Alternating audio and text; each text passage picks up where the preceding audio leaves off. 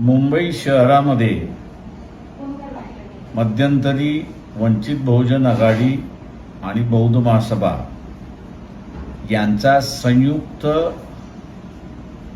सभा झाल्या।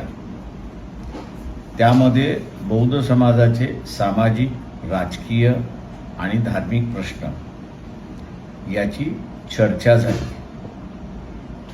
बऱ्याच ठिकाणी चांगला प्रतिसाद मिळाला, लोकांनी त्याच्यामध्ये सहभागी घेतलाय।